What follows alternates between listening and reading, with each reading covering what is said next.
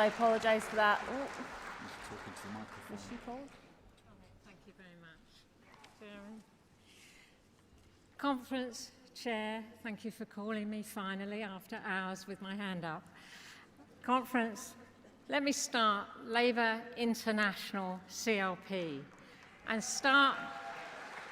Thank you, we appreciate your support yesterday.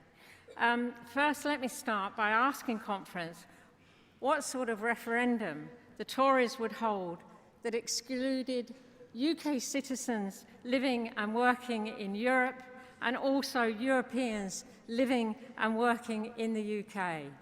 Well, of course, Conference, it was the Brexit referendum. We were excluded from voting in that. We have an interest, I think, in the question of Brexit. Our members in Europe have had a very hard time over the past 2 years. The uncertainty over free movement, as many of our members work in Europe and change countries as their work changes.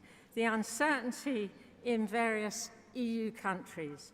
Those of our retired members worried our pensions will be frozen, as our Australian members already and many other countries in the world have a problem when their pensions were frozen at the stage when they went to live in those countries. Has no one in the Tory government made the link between the shortfall we have in our NHS of 30,000 plus nurses, and it may have something to do with their uncertainty about Brexit?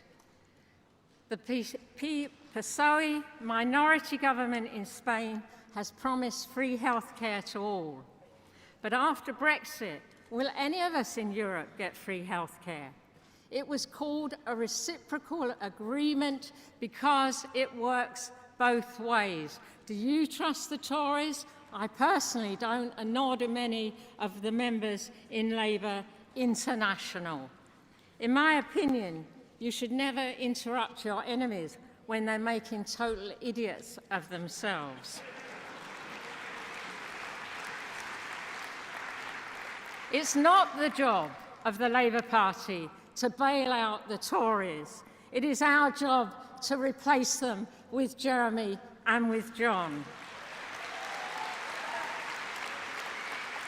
I believe that another vote aimed at reversing the result of the referendum is not just anti-democratic, but it won't solve the problems that are made by this Tory government.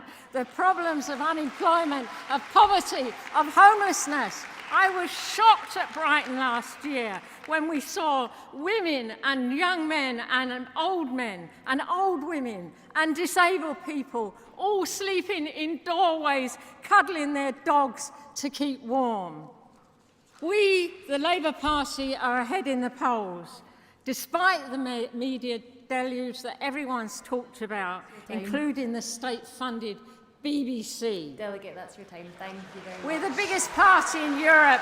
Let's continue to go for a general election and win it with Jeremy and John, safe and secure. Thank you very much, Delegate. Europe will be safe. Thank you, comrades.